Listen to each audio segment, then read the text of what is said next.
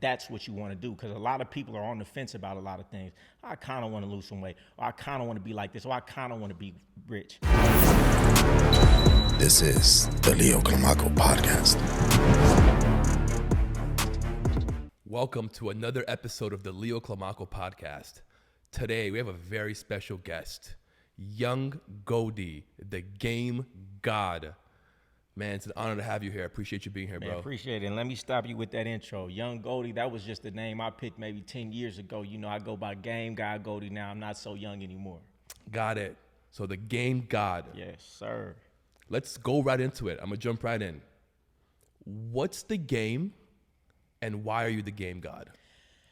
Game is wisdom, knowledge, and understanding. So game is just that. It's simple. It's uncommon information. So game is just wisdom. Game could be applied to any aspect of life.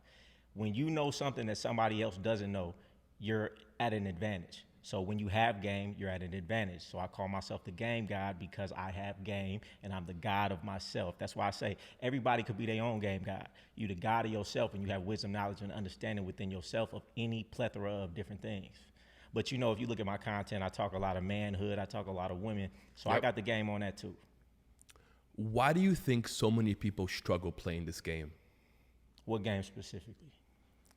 Game of life, game of relationship. Lack of game, lack of the uncommon information that you need. And that's what I do. I'm over here teaching something. See, a little bit of my background. I have an uncommon life that gives me a different perspective than most men. So break that down. What do you mean uncommon? Okay, so probably around the age of 19, 20 years old, my uncle moved down the street from me. A strange uncle. He moved in and he showed me a dynamic of life that I've never seen before. He came down the street, and back in the day it was Hummers. You know, you had the Hummers. Yep, the H2s. He had 30-inch wheels on them, had the 30-inch wheel in the back. He had a woman in the side, a woman in the back, two women at home. He wasn't lying to them. He was letting them know what it was. They was all just catering to him, and I was like, it blew my mind and my paradigm at that time. Me at the time, got a girlfriend, lying to her, cheating on her, going through that whole thing that you just think is normal. Right. It never felt right. But when I saw somebody living a different way and it was working, I said, oh, that's it. So Light bulb went off. a light bulb went off. I was infatuated with just trying to be like him. You know, I'm young and I'm impressionable. Yeah. So I ended up going down that path and living that lifestyle for over a decade, living what you would call a polygamous lifestyle, having a household of 4, 5, 6 women. And every year it might be a whole new set of 4, 5, 6 women. So the average man has, 4 or 5 long-term relationships in their life? Yeah. I've had that times 100 or times 10. You get what I'm saying? So I have a unique perspective. The insight that a man gets in his entire life with women, I've had in 1 year, 2 years, 3 years. So times that times 10. So backing up, I had that information. So I'm just out here giving the perspective that I have that most men don't have. Like I said, it's uncommon information. How could you get this information if you didn't live this life? Right. What does it mean to be a modern day man to you? Man, you know, I don't like these terms because these terms, modern day man, high value man, this, that, and the third, it's all semantics depending on who you asking. What I say is this: you shouldn't try to be any definition, because now you living based on what somebody else says you should live like. Right. As a man, can't nobody tell me what a man is but myself. Me living by my principles, my morals, what I feel like is okay, what makes sense in my mind, not what society say, not what my mom say, not what a podcaster say. That's what I feel like a real man is, and that's what I think everybody should strive to, because I'm big on that. Oh, damn. You good? I'm big on that, right? So this is my ideology of life. It's, what do you admire in a man? When you walk down the street, what are the guys' attributes that you admire? How they walk, how they talk, how they carry themselves, their moral code, these things. Become the man that you admire in every way and live by that. And it doesn't have to necessarily be what everybody says it should be, but what makes you feel good. I know so many men who are able to see it, but are not able to execute it. And you are. What do you think sets you apart that allows you to see it, pinpoint it, and say, that's what I want, and go and do it? Because a lot of men don't have the confidence, the strength, the know-how, and then they crumble.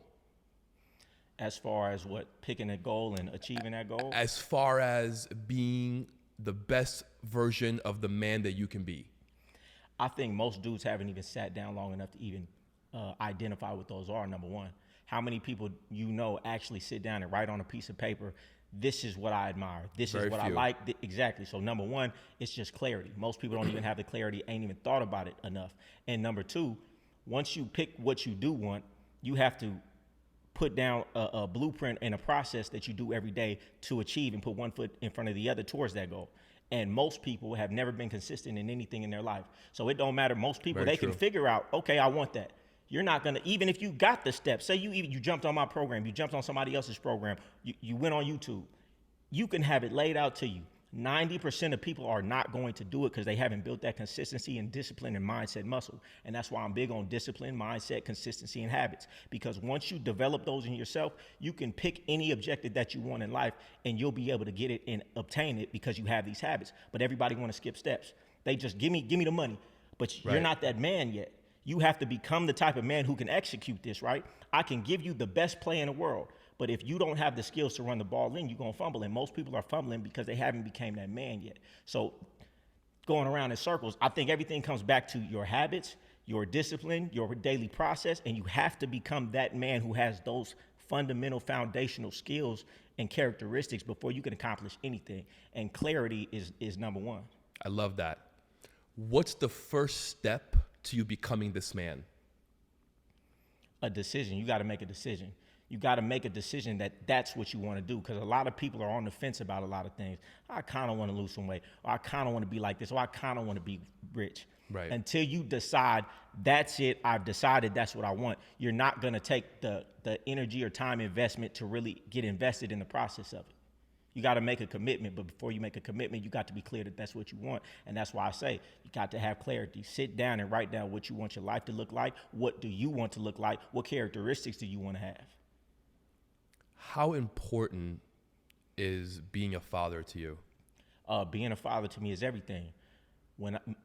Most of the trauma that I feel like in my life, and I hate using that word, I feel like it's overused, is because of me not having my father in my life.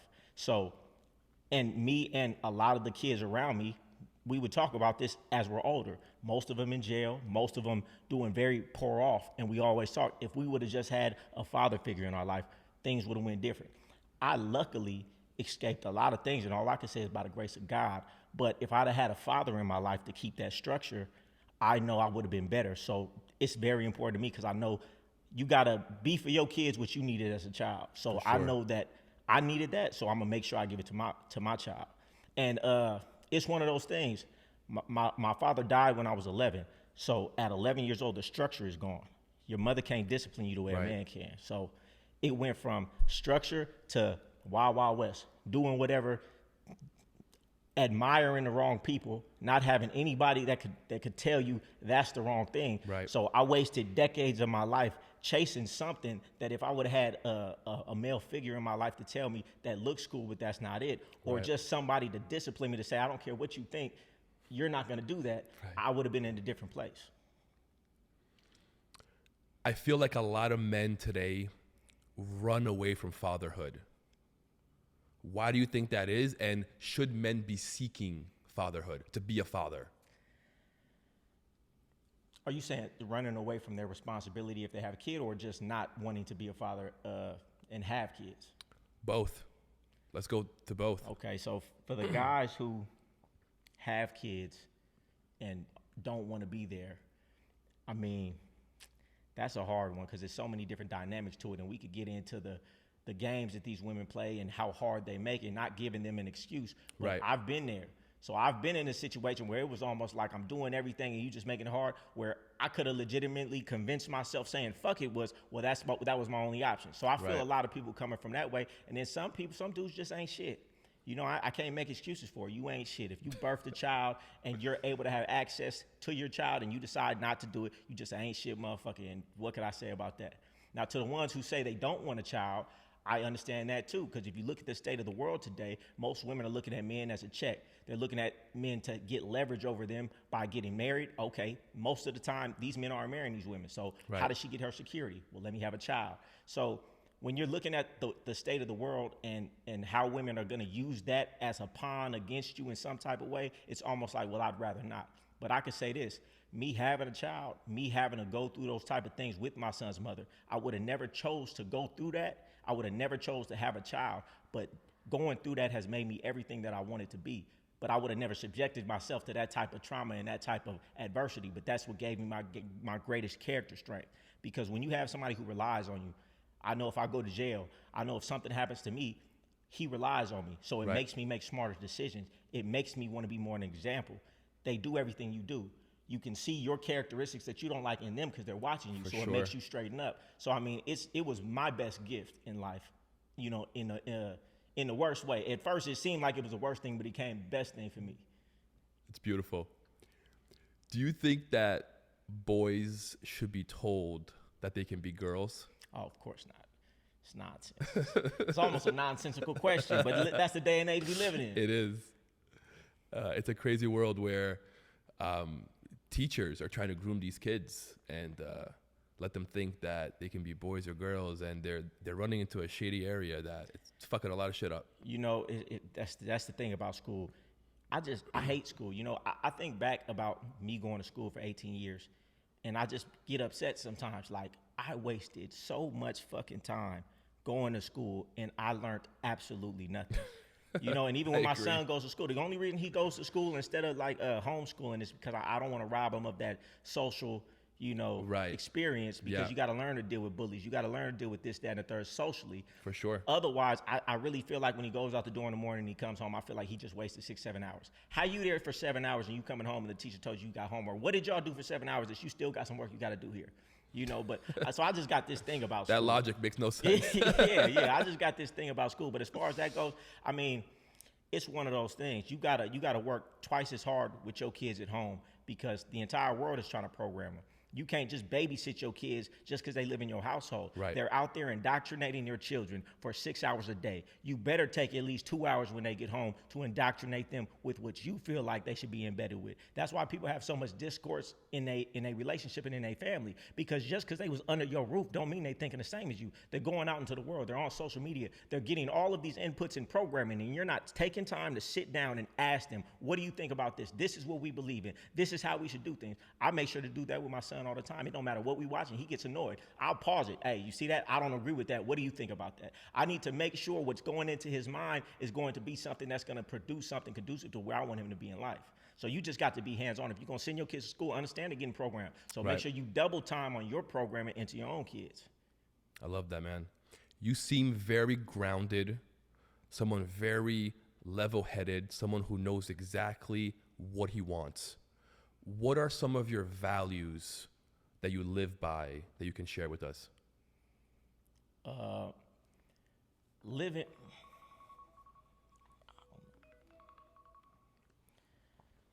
Some of my values that I live by, it's number one is holding my word to myself. And I think that's so important because people talk about integrity this and integrity that, but I can't really believe what you're saying if you don't keep your word to yourself. Right. If you don't look good and you know you don't look good, if you told yourself you was going to go to the gym and get in shape this summer, you didn't do it, you don't hold your word to yourself. If you don't hold your word to yourself, you can't hold your word to me. A lot of people fake this exterior things and say all the right things, but you can tell who a person is by how they treat themselves. And the second thing that I feel like is most important that I embed in my son above all is self-love, because self-love is the basis of everything. Because when I love myself, I treat myself right. I have self-investment in myself. I don't allow people to mistreat me. If they cross my boundaries, I'm vocal about it. When you don't have self-love, you'll have friends, family, significant others that will disrespect you, that will be maybe emotionally abusive, and you'll stick around because you don't love yourself. You're not going to be able to be by yourself. And if you're not able to be okay with being by yourself, you will subject yourself to a lot of pain and mistreatment in life. Don't matter how much money you have. If you don't have self-love, it's plenty of rich people, wealthy people that I know who still are in abusive relationships Depressed because they as don't fuck. have self-love. Yep. They could easily walk away. They have the money to do it. It would be nothing, but they don't leave because they don't have self-love. So I feel like self-love is one of the biggest things. I've always, since a child, been able to say, this group of friends, seem like I'm always the butt of the joke. All right, bet when I go to school tomorrow, I'll be by myself and be okay with that. This woman is doing this and she doing that and she ain't talking to me and she ain't treating me right. Okay, bet I'm done. I'm not talking to her anymore. Right. So I have enough self-love to where I'm never gonna put myself in a position where somebody's treating me less than I would treat myself. So I feel like that's very important to have. But self-love comes from self-investment. How can you love yourself if you don't really respect yourself? How do you respect yourself? Right. You got to invest in yourself, invest the time, invest the energy, become the person that you admire in the mirror by your actions. Keep your word to yourself. Do the things. Look the way you want to look. Act the way you want to act. Have integrity with yourself. Hold your word to yourself. Don't lie to people. It's all of these things subconsciously that you're doing that makes you have this low self-worth. Right.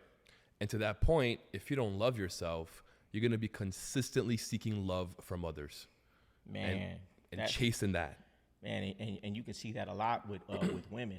Yes. You know, women do that a lot because, you know, just the programming in them, they don't really love themselves. So they seek this outward validation, even at the detriment to things. We would say, that's crazy that she's doing that. That's crazy that, you know, these OnlyFans, you're not even making no real money, but you're really putting yourself out there. It's not even for the money. You're doing it for the validation because you're empty inside because you don't love yourself. So, yeah, I definitely agree with that. I was watching your content and you said something that really struck a light bulb with me. You said that some men are doing tricks without even knowing about it because they're paying for dinner, they're paying for this, just to get the sex. Let me break that down. That was very enlightening. A little tongue in cheek, but not really. Yeah. So what I was saying was, 99% of men are tricks, and I don't say it in a disrespectful way. I'm just saying what it is. If you're taking a woman on a date, you're taking her out the country, you're taking her on doing this and that, and you know deep down inside this woman isn't girlfriend material. Right. This woman, I'm not trying to make her my wife. I'm really just trying to hit that, right? But you paid for this and you paid for that. You still paid to have sex with her, right? Right, basically. I don't know if I could cuss on this show. Go for it. Okay, Yeah, yeah. You still paid for that. So either you were better off and more efficient had you would just hired a prostitute for $300, wham, bam, thank you, ma'am, and been done. More efficient. and big businessmen, they know this. Right. Big businessmen are the biggest tricks, and they're not ashamed of it because they understand, I don't have time to go out here with this woman, wine, dine her, play these little games she might want to play. Really, when I just want to get my rocks off. Right. So let me just pay for it, and get you what I may want. not even get your rocks off. And you may not even get your rocks off. And you know what they say in the game? They say, you don't pay a woman to have sex, you pay her to leave. Right? They're paying her for her discretion. They're paying her to not have all of that extra that comes with, okay, let's say you did go out and you a ladies' man and you could easily get a woman. Now she's emotionally invested. You don't know, she might be crazy. Now she's calling you, blowing you up. Now she's making a scene. Now she's telling people online about you. So you pay a prostitute to leave. And I don't trick. I'm not promoting prostitution. Right. That was just the analogy. Right. I get it. And that makes so much sense. It's like, you know, if that's what you do, if that's what you want, be about it, admit it, do it the right way. It's a lot faster and save you money and time. Think about these guys out here in Miami. They buying $5,000 tables. What do they want at the end of the night? They just want to get a woman that they could go home and sleep with. They're not looking for girlfriends. They're looking to sleep with a woman. Man, you could have got 5 women for less than $5,000 if you really wanted to do it. And they probably would have been cleaner because at least that's their profession. So they're gonna make sure that all the protection is right. That's a good point. You sleeping around with these women who sleeping around drunk with different dudes every night. You don't know what you might catch. That's right. Stop Again, clout chasing. I'm not promoting prostitution. but I get your point. And these guys are mostly clout chasing also. Yeah. Getting these tables at bars, all these bottles, all these girls around you. It's inefficient. Yeah, it's not efficient. It's not efficient. And the thing is, they want the clout for the women. Yes. You know, so yeah. I was trying to give them some game. You know, some people picked up on it what they wanted from that clip. It was really, really good. I liked it. Let me ask you, who were some of your mentors? Who do you look up to? Oh man, I've had so many mentors in my life, and that's why I'm big on mentorship. That's why I'm big on programs. So as a young man, my biggest mentors were like my uncles at first. And from there, a lot of guys whose names you wouldn't know, but they're legendary, you know, in the streets. You know, they took me under their wing. And the biggest advancement I got, and I use this same model in the things that I'm doing now. When I was doing the wrong things, I had mentors who were doing the wrong things. But that elevated me past everybody that was doing what I was doing to their level in a matter of a year. It still taught you the value of mentorship. Exactly. Yeah. And so going through that, I when I transitioned my lifestyle and changed my life around, I used that same model in the same way. Those same things get me ahead faster than everybody else. A great mentor of mine is Wes Watson. You know, he really got me on this journey. That's a great mentor. He really got me on this journey of, just getting out there. Because I was the type of dude, like I said, I was coming from an environment where we didn't get on camera and things like that. He got me out of that and let me know, man, you have something valuable to say. And I would have never in a million years thought I was doing it, but it was the best thing that ever happened in my life. Not to mention the mindset and the example that he sets. So he's helped me elevate my life in such a major way. And as far as mentors, most of the mentors that I have aren't ones that I've met. They're people whose programs I've taken, Tony Robbins programs, Brian Tracy programs. I read a lot of books, and to me, I consider books mentors because can read everybody, somebody that you really admire. You can read all of his work, listen to all of his audiobook. You could pretty much think, what would he say to me in this moment? And I do that often. I love Hormozy. I read and get on all of his information. So, I mean, I'm big on mentorship and not just in person. That's great. Just so you know, West was sitting there a few days ago. Oh, is that right? This is the only studio that he'll use in Miami. Okay. Yeah, that's what's up. Little plug to West. Who were you before the fame? Right before you crossed that line, who were you? Okay, well, I mean, it's hard to say because I mean I'm just being known now, but in my area of expertise before I transitioned, I was big, in my city. Right. So it kind of feel the same way. But if we taking it back to that, before that, I would just say I was a lost individual. I was a lost kid still trying to figure out life, trying to figure out who I wanted to be, trying to figure out what manhood meant to me, trying to be a man in whatever way that I thought that was at the time. So I would really say I was a lost individual because that's what I feel like I was most of my life until I really transitioned and started getting mentors like Wes Watson and started working on myself and started having clarity about who I wanted to be and who I didn't want to be, and the lifestyle that I was living wasn't sitting right in my soul, and how do I change that? So, like I said, I was a lost individual is what I would call myself, but I see that in most people. But I don't even think they realized they were lost because I was lost for a long time, but I didn't consider myself lost until I started having the introspection and the times to sit and think. Stuck in your frame. And reading different books that brought those ideas out of me that I was lost. What would you say was the number one thing that Wes taught you that you got from him? So many things, but one of the main things he taught is really just the timeline. You can have anything that you want, you just don't like the timeline. If you stop looking at what you want and focus on the process, the outcome is guaranteed. But everybody is focused on the outcome, so you got your head up. It's like you're trying to hit a baseball. You got to look at where you at. If you looking for where you trying to hit it to, you gonna miss the ball. Right. So he just teaches you got to focus on the process. Don't worry about the outcome. If your daily process and blueprint is properly dialed and aligned, you're gonna get that outcome. If you go to the gym 3-4 times a week, if you hit these certain macros and cut these vices out, you're gonna have the body that you want, for sure. So you don't need to keep on looking up and see, am I there yet? Because that's just gonna discourage you. Just know that if I stay on this long enough, I'm gonna have what I want. And you can apply that to anything in life, but you have to dial in the right blueprint. Then just focus on that blueprint. Stop worrying about how long it's going to take, because things got to take as long as they're going to take. If a baby comes out in less than 9 months, it's a problem. Yes. You get what I'm saying? 100%. So now things shouldn't take longer than they should take, but they shouldn't go faster than they should take either. For sure. And a lot of times too, I mean, and I'm guilty of this even now. You want something before you're ready, you might mess your life up. You get that money before the character is dialed in. I didn't have a lot of slips where I started getting money and I wasn't ready for the attention, the women, the different vices, the different attention from different people, and I fell off my square. I fell off my disciplines. I wasn't who I thought I was because I wasn't tested yet, I wasn't in my process long enough yet. So a lot of times you just got to stay on your process, and that's what he teaches. And not only does he teach it, he's an example of it, because a lot of people say it, but he shows you every day. He's an example of that, so it gives you something to strive for. The journey is half the battle, and you got to learn to enjoy that journey, not just the result.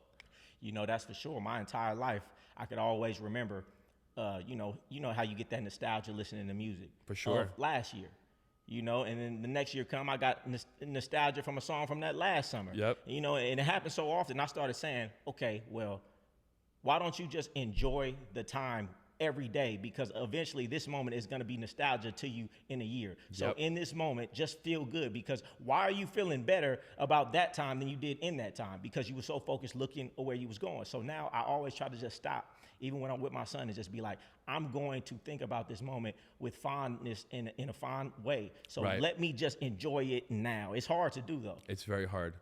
But the more you practice it, the better you get at it. That's a fact. That's a fact. I'm big on meditation. I'm just big on mindfulness.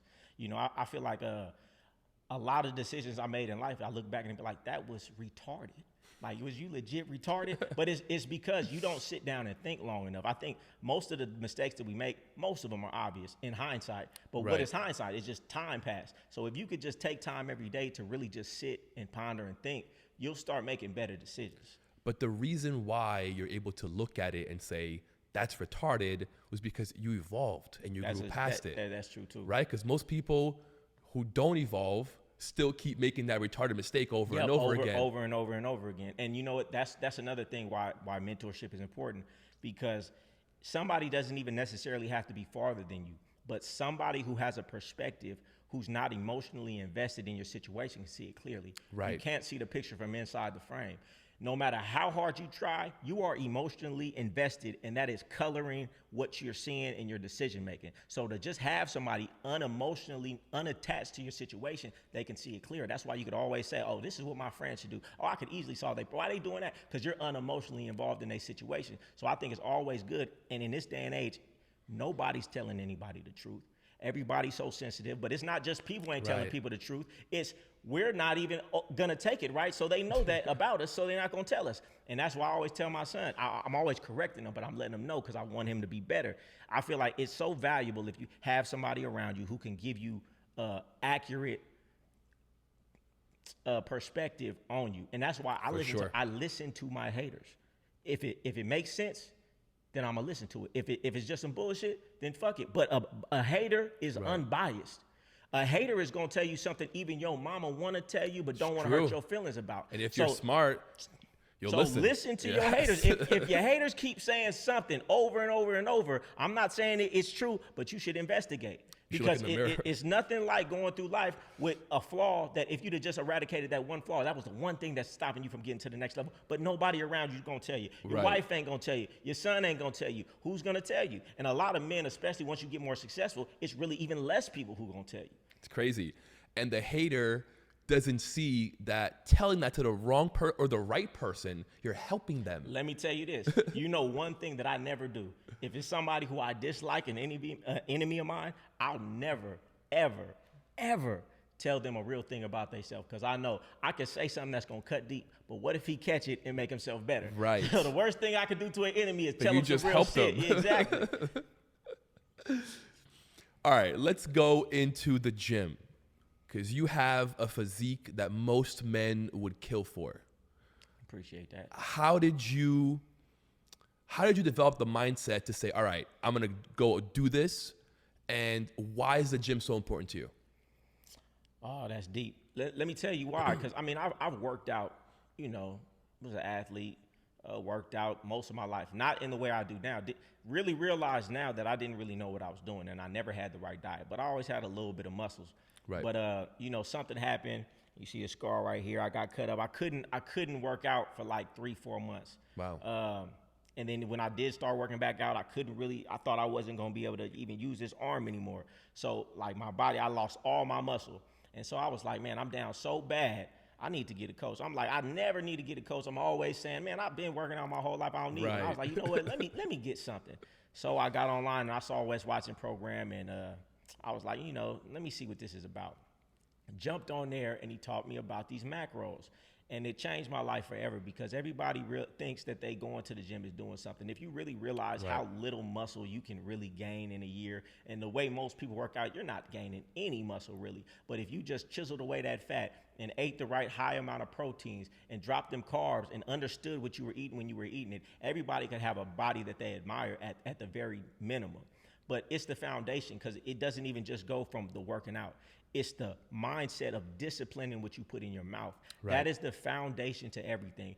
That's one of the hardest things to do in life, to discipline what you put in your mouth. So when you can conquer that discipline, not only do you have self-pride, you have just built one of the best muscles you can build to accomplish everything else in life.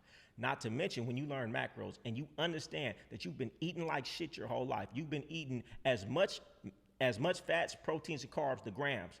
You've been eating as much as you should in one day and probably one meal. Wow. That once you realize that and you start eating properly, you start having a level of clarity in your mind that will remind you of when you was a teenager. Right. Right? When your body's not trying to digest all of these bad carbs all day and all the drugs in this food, when you start eating cleaner, when you start eating the proper portions of things, you get this high like you 17 again. So it's for the mental too. It's the mental, it's the discipline that you get in, and working out every day, the endorphins that come, that high level that you running at when you get out the gym. I mean, it's necessary for a successful life, and that's why you see a lot of successful guys go to the gym every single day. Yeah, it's for the body, but it's really for the mind. Those endorphins get to kicking in. How do you starting your day up here? You know, it's only up from here. But most people, they rolling out of bed, they starting here. You know what I do? I make sure I'm right here. This is how I'm starting my day every day. Then eating clean, that clarity of mind that you get. And like what I say earlier, clarity is everything. Most people are walking around in a fog. Why? Mostly because it's the food you eat and you don't even realize it. Everybody on my program, they say it. They have a different level of energy on our second call when they start eating properly. You know, it's just, it's so hard to convey if you're not actually doing it. But I suggest everybody, and you ain't got to go through me, get on some type of program where you get your macros dialed. When you start eating properly, you'll start to feel better than you ever felt. You'll start having the energy that you need to have. And you can't accomplish anything in life without energy. The reason you're not motivated is because you eat like shit. And your body is taking up all of its mental energy digesting your food all day, and it ain't got nothing else for you to succeed in life. But when you finally free your body up, eat the right things that are just going to build what it needs to build, you're going to have so much more energy. You're going to be more motivated. You're going to accomplish your goals easier.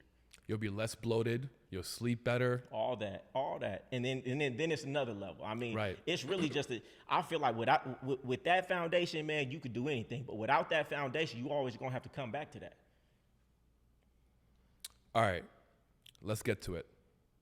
Let's do it. What do women want? What do women want? Yeah. Ooh, that's it's a loaded one. Yeah, but you could handle it. What do women want? What are they looking for? I mean, women want what they can't have in one aspect. But to answer your question is like, somebody asked me, well, what do women want? I don't think men should be asking that question. I feel like that's a nonsensical question. I don't care what women want. You know what I care? Tell me. I care about the woman who likes me for me. Because if I start caring about what women want, then I'm going to start changing who I am to fit that mold. Why would I do that? Why would I want a woman who wants me to be something that I'm not? I don't care what she wants. I'm not even going to ask you what you want. You know what I'm going to do? I'm going to present myself how I am. And if you deal with that and you like that, then come on, we fucking around. If you not, on to the next. I'm going to find the one who likes me for me. So I don't really care what women want. It really doesn't matter to me. It's 3 billion women in this world. If you search hard enough, you're going to find somebody who's on your type of time, who admires you in every way. I always say this, right? In high school, it's a girl that you had a crush on. You didn't even know her. You just made up in your mind that you liked her. Right. It's a girl who had a crush on you, was in love with you, like on Hey Arnold, Helga. She had a crush on you know. It's somebody already made up in their mind that they liked you. No matter, unless you was the shittiest person on earth, it's people out here already made up their mind that you they type. Just find that person. Stop trying to get a woman and then change for her, and you still ain't gonna be that. It's 3 billion women in this world. You just ain't looked hard enough. But what I'm not gonna do is change myself for you, because I'm doing myself a disservice. That's another thing, self-love. I love myself too much. I love myself. So if you don't like me, then I can't like you because you got bad taste. Like I just said, I love myself. So if you don't love me as much as I love me, it's a problem. And I feel like more people should think like that instead of what do women want. Fuck what she wants. Find a woman that like you. Only thing that you should be looking for is looking for the woman who likes you. And I'm big on that. I'm big, and I'm gonna say it again. Like who likes you. Everybody's chasing a woman who's running from them. Why would you do that? You setting yourself up for failure. And then 2, 3, 4, 5 years down the line when it fall apart, it's because you started wrong. How you start is how you finish. You started chasing, you're gonna finish chasing. But if you started with a woman who was all on you, all into you, man, where you gonna go from there? It's at least a better start than that. I love that answer so much. And to your point, I've been married for 8 years. Okay. I've been with my wife for 18 years. Oh, okay. My sister is like that. It's high school sweethearts. Yes. We met in the 5th grade. Oh, okay. So she was that woman who liked me. There you go. Oh, you got to keep her. Yes. Listen, it's one of those things. People, and I feel sorry for a lot of dudes because they always chasing a woman. They don't even got their eyes open for the woman who might be looking at them. Exactly. They don't even know the experience that you and I have. When you have a woman who really about you, she'll lie, steal, kill, go to jail for you, do anything for Amen. you, love everything about Yes. you, love your dirty draws, literally. Yes. There's nothing and go better. wash them. There's nothing better on earth than having a woman like that. And you could love that woman to death because she loves you so much. It's almost you loving yourself. Exactly. You know what I'm saying? But most of these dudes, they got so much, I don't know what it is inside of them, the lack of self-love that they always chasing something that they can't get and something that don't want them. And Ego. And they don't even want the one that want them. Right. But it's something special when you have a woman that really wants you. And I want every dude to experience that, because once they experience that, you'll never be, well, you're married, but you can never go back to a woman who ain't really into you once you have that type. And I was spoiled. You can't. I was spoiled. One of my first women that I ever had was like that. So that was the standard. You can't go from, if you didn't have a Rolls Royce and you was just riding a Honda, okay, a Honda is cool. But once you Right. get a Rolls Royce, man, it's hard going back to a Honda. And that's what it was. I had a woman who was all about me. So that was a standard. And any woman who didn't fit that mold, I was like, oh, I'm cool. You got to be 100%. all about me. And I feel like most dudes should feel like that. And I feel like in a society, they don't even promote that. They almost look down on that. Women will, talk about you if that's how you are. Oh, you want to be like the woman. So you're telling me, you're trying to diminish who I am because I want proper treatment. That's how society is going. But I'm here for the ones who, want it raw and want it the way it's supposed to be. And it's so much easier when you really like each other to be friends. Yeah. And to have a foundation of communication. Yeah. Marriage is hard as shit. It's not easy. Yeah. That's why you have to like each other. Exactly. You have to have a communication. Yeah, no, that's for sure. And when somebody already starts out liking who you are for you, you ain't got to play no games. See, most people are getting into relationships. They're not even who they really are. So this is bound to fail because eventually they're going to see who you really are. They may not leave immediately because Right. they're in love with you now, but they resent you a little bit. This ain't the person that I met. So they're still here, but now they resent you. Now they're not respectful towards you. What do you expect her to act like? You was faking the front just to get her. Right. And now you betrayed her and she feels it and she don't like you. She don't like who you are and she don't like what you did to her. So it just causes a whole bunch of problems because people can't be real. And that goes back to self-love, self-worth. If you want to have self-love, then have self-worth, which means you got to do the work. So jump on my program. Let's do the work. Let's get you to have self-love by that self-investment every day, making yourself the man you want to be and that you admire in every way. And once you admire the man in the mirror, you're never going to chase a woman because you're going to feel like, man, a woman should be chasing me the way I feel about myself. 100%. And that's when cheating starts and that's when all that bullshit starts. Yeah. What role does God play in your life? Oh, man, I talk to God almost all the time. I mean, you could say I'm Christian. I grew up going to church Christian, but I don't really think about God like in the sense of, religiously. I just feel like, that infinite spirit, my higher self, the universe, whatever it is. I just feel like it's some higher power where I'm just talking to myself. I feel like it's some force that I could call on that can assist me, whether it's my subconscious mind or whatever it is. I talk to something when I need to, and I feel like, it matters, and if nothing more, me talking to it makes me believe that Right. the situation is going to change, and nothing but my belief that something's going to change is what makes it change. It don't make no difference to me. I call it God. People could call it whatever they want to call it. Does that give you comfort? Does it give you strength, confidence, knowing that you have this dialogue, this communication with your higher power? Oh, no, I wouldn't say it like that because I get what you're saying. Like some people, them believing in God gives them a certain comfort about life. I don't really think about it like that because I don't think about God in the same way they think about it. Because I feel like God is a part of me. I feel like I am God. God is me.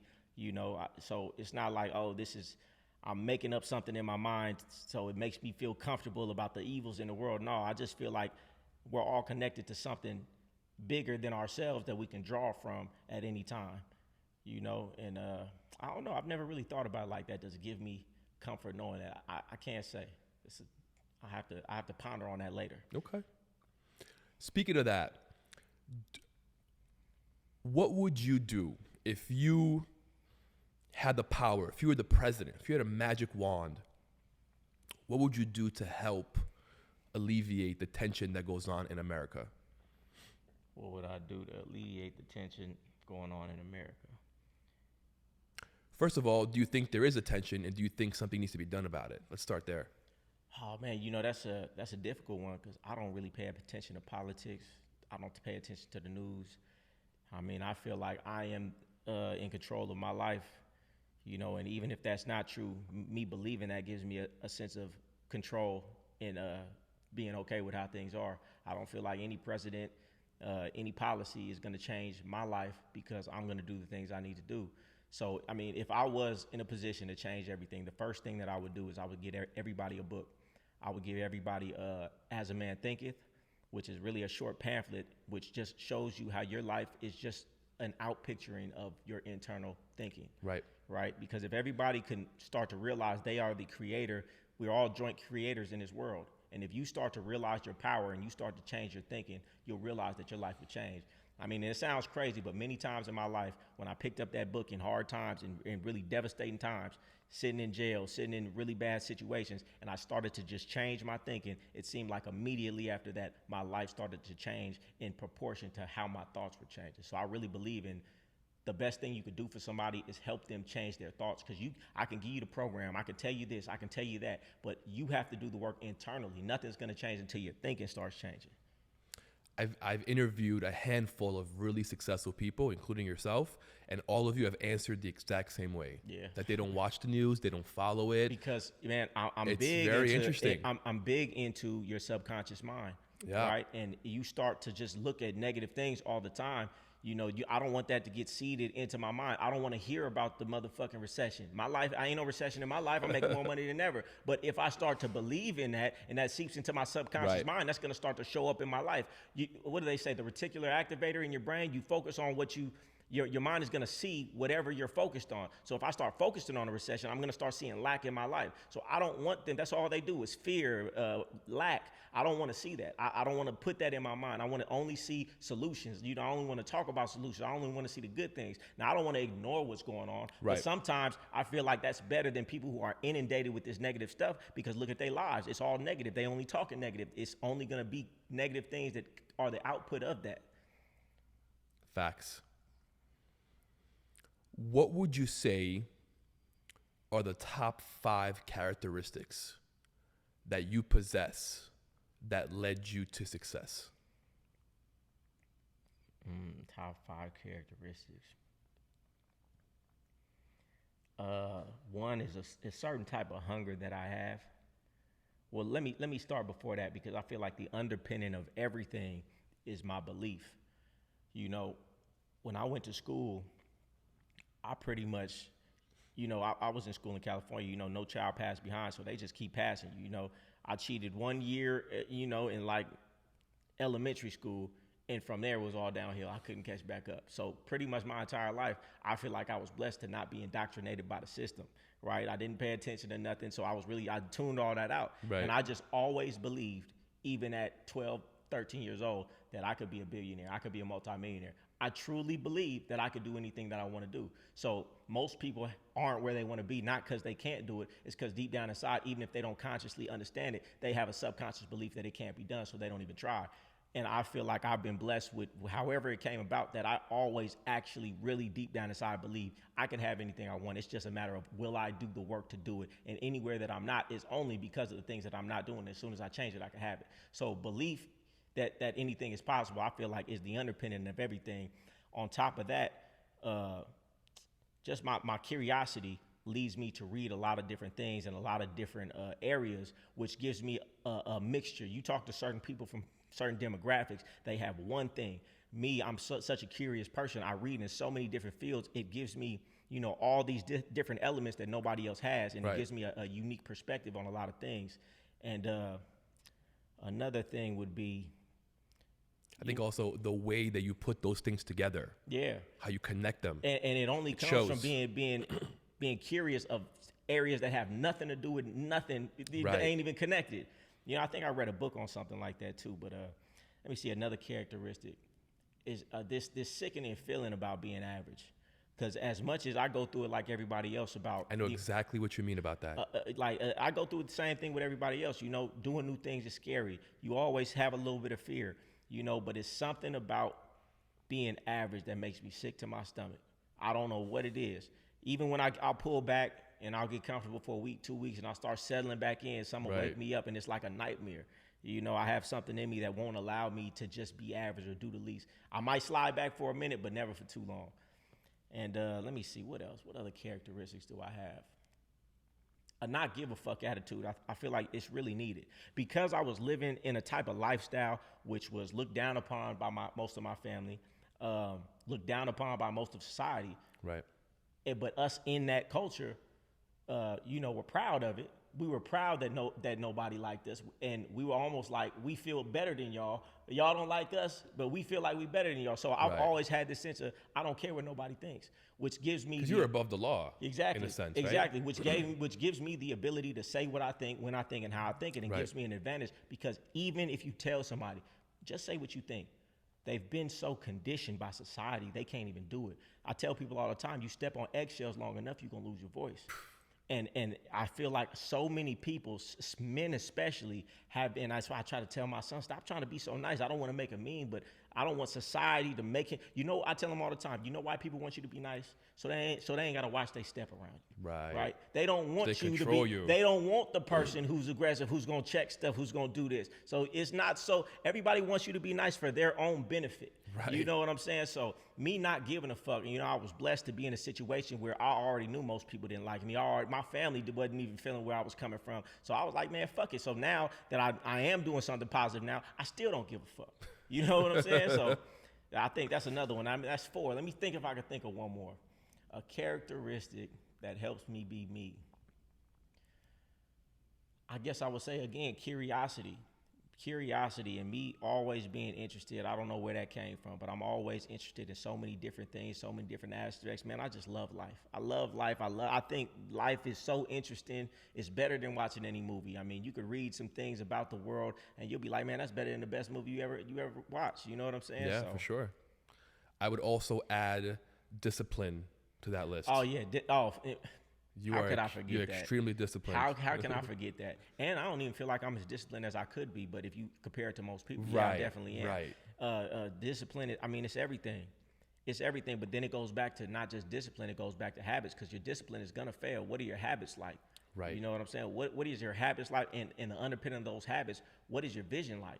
Because your vision and your reasons are going to really carry you when the discipline stops. I mean, when the discipline stops, you got the habits that keep you going because you're so used to doing it. But before those habits kick in, how do you stay going doing what you're doing? It's your reasons. I got powerful reasons behind the things that I'm doing. Big why. Yeah.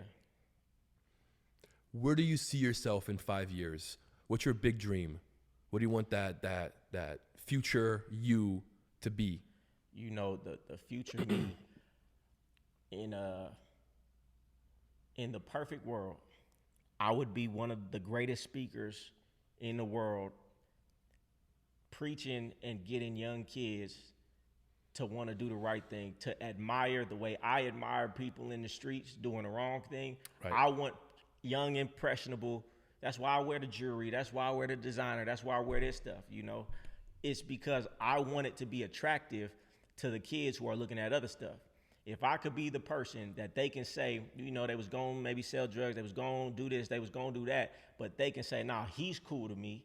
What does he do? Structure, habits, discipline, no vices. If I could be that person for the next generation of my culture, where people are coming to me and saying, I'm trying to be like that instead of what I thought was cool, that's cool to me, right, that would be my ultimate. That's fucking awesome. And you're going to do it. I have no doubt. Appreciate it. Game God, it's been a pleasure. Thank you so much for making it out here today. Hey, I appreciate you inviting me on. I appreciate you, man. Great conversation. All right. And that was another episode of the Leo Climaco podcast. Make sure you guys hit that like button, subscribe, and we'll see you guys next time. This is the Leo Climaco podcast.